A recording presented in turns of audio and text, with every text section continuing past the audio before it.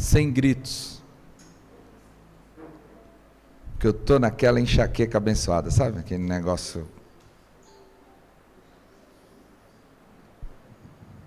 Vontade de.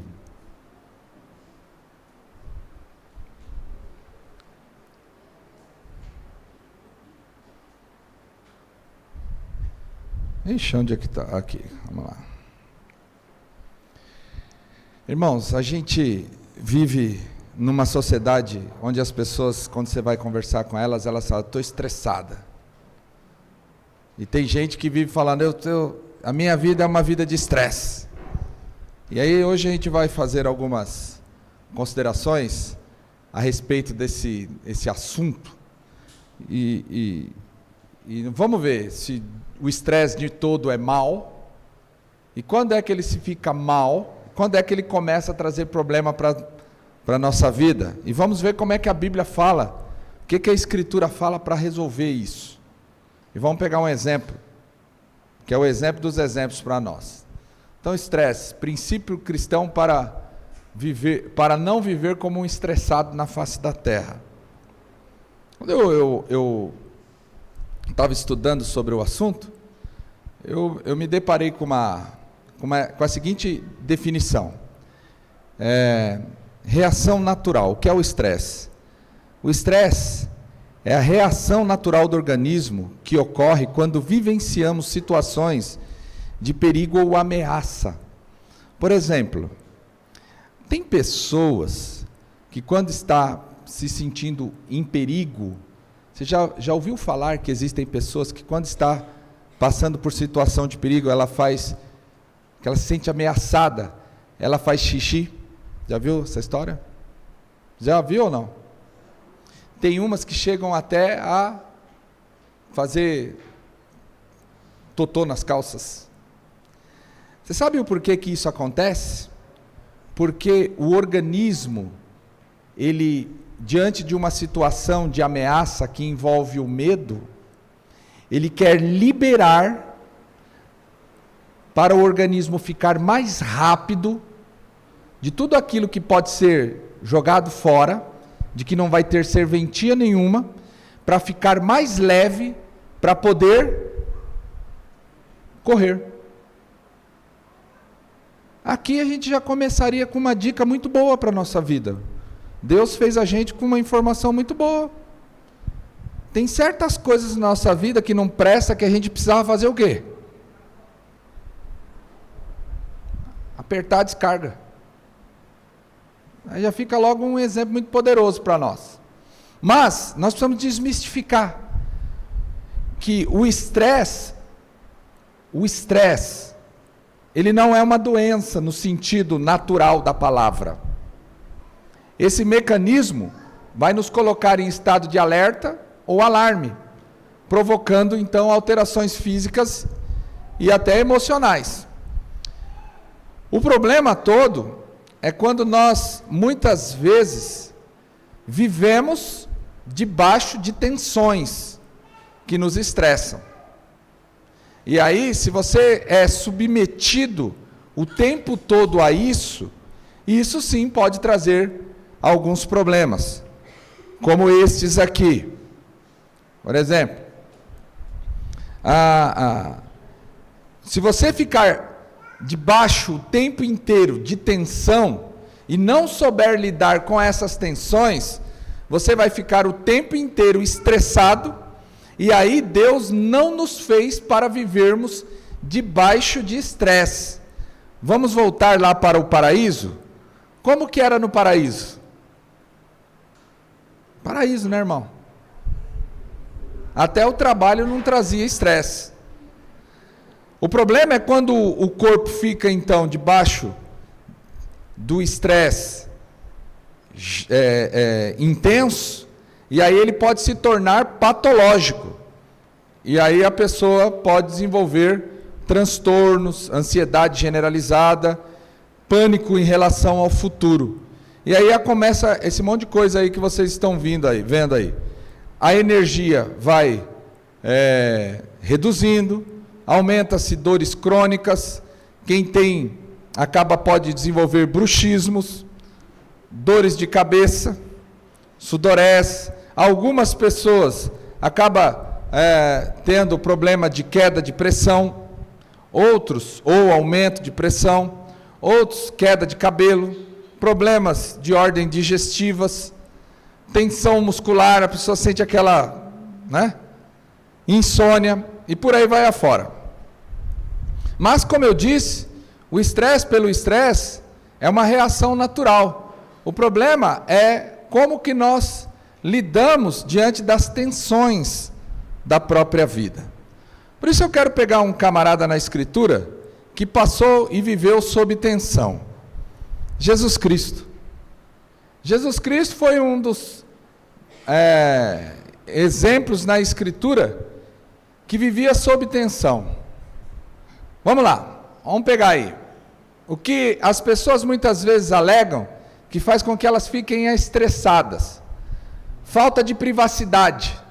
Você não fica irritado quando as pessoas invadem a sua privacidade? Sim ou não, irmãos? Tem gente que é invasiva e invade a privacidade do outro ao ponto de querer decidir coisas que são inerentes à particularidade das próprias pessoas, né? Por exemplo, você se sente irritado quando você é interrompido? Você está falando alguma coisa e as pessoas... Tem gente que... Eu trabalhei com um rapaz, que uma vez ele chegou a falar com o chefe: eu preciso terminar o que eu estou falando. O senhor deixa? Eu olhei, e ele ficou todo vermelho. Todo vermelho. Eu olhei para ele e falei assim: meu Deus do céu. Parecia aquele desenho do Pica-Pau, que o cara foi tirar umas férias e do lado do quarto dele tinha um cara tocando aquela trompete. Ele foi ficando vermelho. Para contar isso, para terminar a história, esse cara está abaixado psiquiatria, está mal interpretado. Isso te deixa irritado? Você fica nervoso? Isso é um dos que eu mais fico.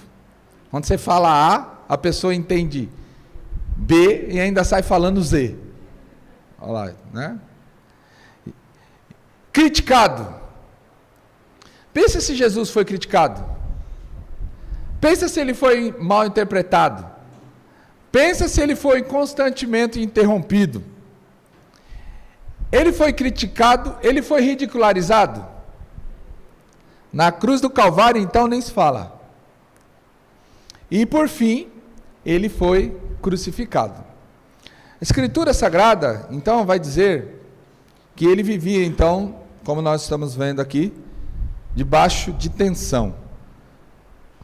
Mas, por aquilo que ele era, ele soube lidar com essa tensão, e Jesus não foi alguém com medo do futuro, não foi alguém que perdeu o cabelo, não foi alguém que tinha dores de cabeça. Ele soube lidar com todas essas questões. Por isso eu quero falar quais eram os princípios que Jesus seguia e que vale a pena a gente seguir. Primeiro ponto, o princípio da identificação. Jesus sabia quem ele era.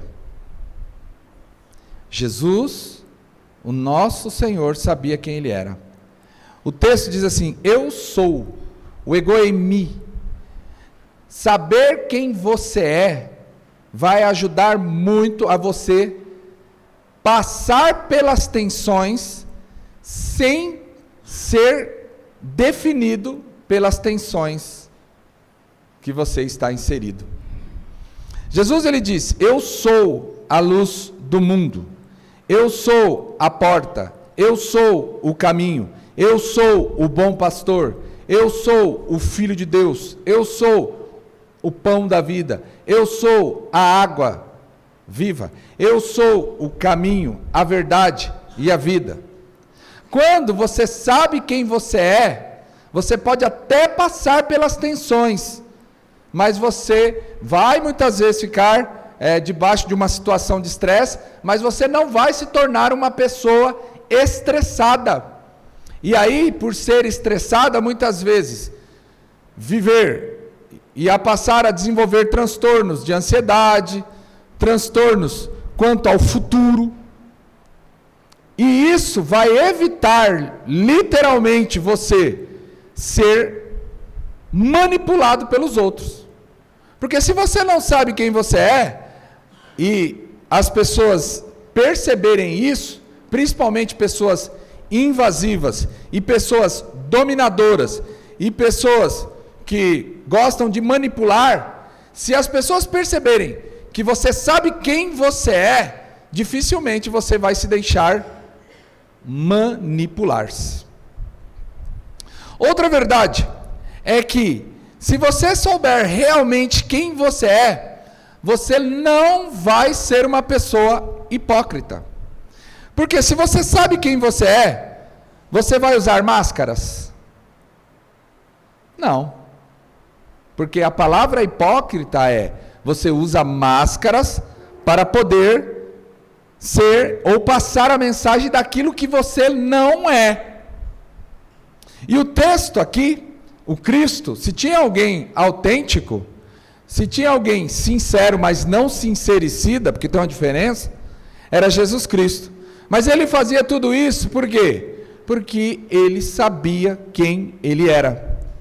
E por ele saber quem ele era, ele jamais foi inseguro quanto à missão dele na face da terra. Então, Jesus sabia quem ele era. O princípio da identificação. Até aqui. Você sabe quem você é? Essa é uma pergunta para nós. Precisamos saber quem somos. Precisamos saber aquilo que realmente somos. Esses dias eu estava lendo uma doutora em língua portuguesa, uma professora de língua portuguesa, e eu amei a frase dela. Ela falou que hoje em dia, as pessoas, para ficar transparecendo humildade, né, embora eu entenda a razão, mas ela falou que de um jeito até cafona, as pessoas ficam, eu estou isso, eu estou aquilo, eu estou isso. E eu até entendo porque que muitas vezes as pessoas dizem isso. Mas nessa manipulação de linguagem, às vezes isso pode ser para tentar tirar as bases das pessoas, para que literalmente elas não saibam se posicionar diante deste mundo que aí está, com aquilo que realmente elas são. Por exemplo, a Escritura diz que eu não estou filho de Deus, mas a Escritura diz que eu sou. A Escritura diz que eu sou amado. A Escritura diz que eu sou santificado. A Escritura diz que eu sou chamado.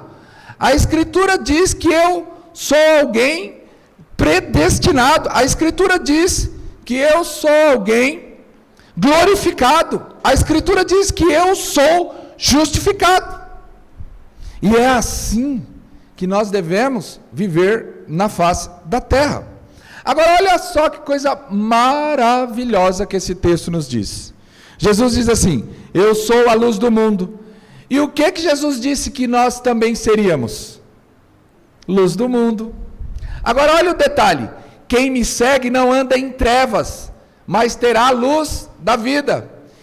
Irmãos e irmãs, muitas vezes nós estamos debaixo de tensão, ou pessoas estão tentando nos tensionar, pessoas estão tentando fazer com que a gente viva estressado, porque muitas vezes essas pessoas aí, por não terem a luz, têm trevas, e por viverem em treva quer conduzir a gente nesse contexto de trevas da vida deles.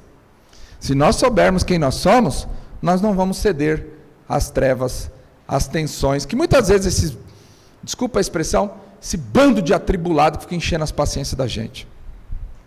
Essa é a verdade. Então, quem é você? Segundo princípio que eu vejo em Jesus, que ajudava ele a não ser uma pessoa estressada diante da missão que Deus deu a ele. O texto diz que ele sabia a quem ele agradava. O texto diz: por mim mesmo não posso fazer. Por mim mesmo não posso fazer. Eu julgo apenas como ouço. E o meu julgamento é justo. Por quê? Pois não busco a minha vontade, mas a vontade do Pai que me enviou. Ou seja, Jesus era dedicado a agradar e a cumprir a vontade de Deus na vida dele. E isso é fundamental para você não se sentir estressado. Você pode até ser tensionado, passar por tensões, mas você não cederá. Por quê? Porque você sabe a quem você quer agradar. Quando sabemos a quem agradamos, nós sabemos lidar com os momentos de tensões. Por exemplo, quando você está sendo criticado e você sabe a quem você agrada, você não fica preocupado com o que vão pensar de você. Porque você já sabe a quem você está agradando. Essa é uma realidade para a nossa vida. Ah, mas lá na minha escola, o que vão pensar de mim se eu me posicionar conforme a Escritura diz? Irmãos, me desculpa, que se exploda o que vão e o que acham. O que importa é o que Deus pensa de mim. Essa é a linha de raciocínio. Essa é a linha de raciocínio. Recentemente, o conselho da igreja precisou tomar uma decisão aqui. Decisão difícil. Você imagina se a gente fosse preocupar se ia agradar ou não? Se a gente fosse preocupar se ia agradar ou não, a gente nunca iria tomar decisão nenhuma. Mas, se nós temos consciência de quem é que nós estamos no objetivo de agradar, a gente toma as decisões. Então não interessa as críticas. O que interessa é a quem você está se dedicando. Quem está se dedicando. Pastor, dá um exemplo disso. Eu dou. Você lembra de Jesus na casa do fariseu, quando ele estava naquela casa do fariseu, e aquela mulher entrou e começou a lavar os pés dele com as lágrimas, e depois ela unge o Senhor com perfume? Se eu não estou misturando as duas, embora há quem diga que esteja os dois cenários ali o mesmo. O que o fariseu pensou a respeito de Jesus? Ele fez uma crítica no pensamento. E ele falou o quê? Se ele fosse verdadeiramente profeta, o que ele saberia que essa mulher aí é uma pecadora. Jesus parou? Ah, me criticaram. Ah, falaram mal de mim. Ou então eu estou na casa de um homem aqui, cheio de proeminência na sociedade, ele é um fariseu, tinha condições, porque estava dando festa, estava dando banquete. Ele falou, eu tenho que pensar um pouco, eu vou mandar ela parar. Para aí, o que você está fazendo, dá um tempo. Mas ele sabia a quem ele estava agradando, era a Deus, e por saber a quem ele estava se dedicando, não importavam as críticas.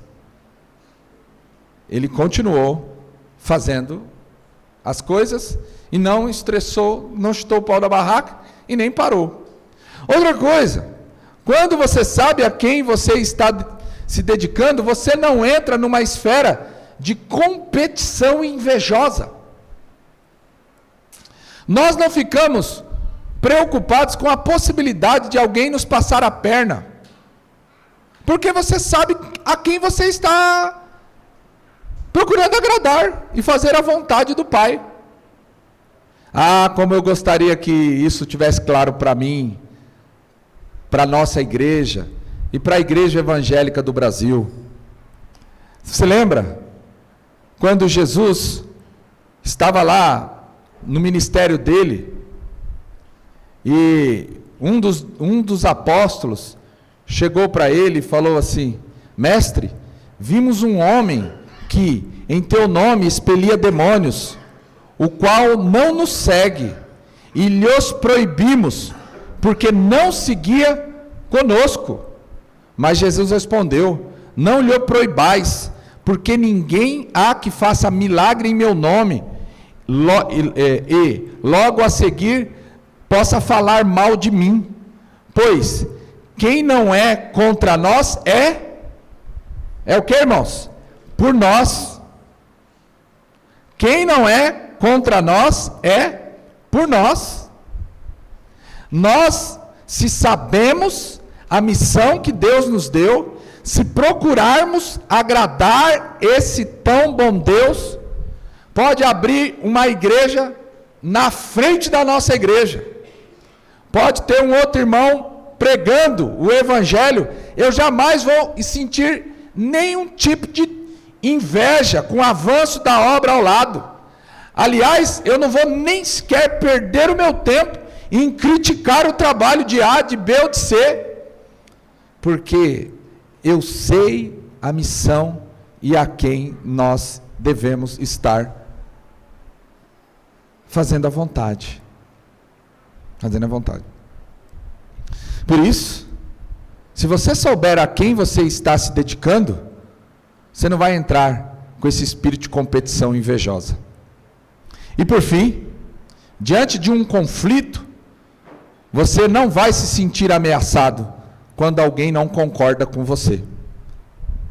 Não importa se concorda ou se discorda. Ou como alguns falam erradamente, se desconcorda.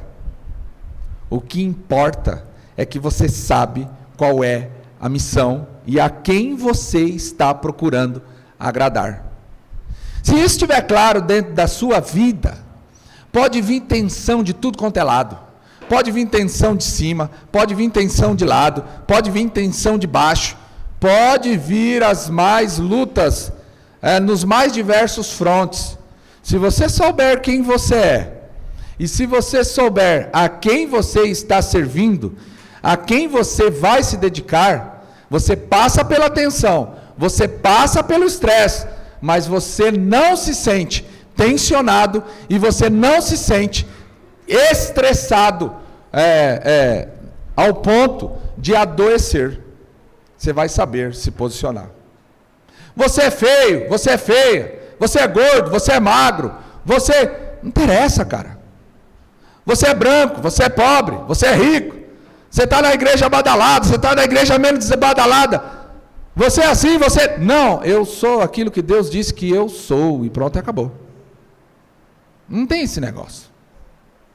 Não tem esse negócio.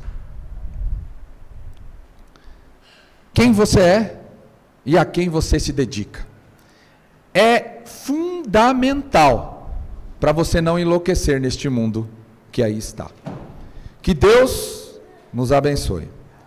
Classe de catecúmeno na sala lá em cima da cozinha, os homens no berçário e os jovens na tenda dos milagres.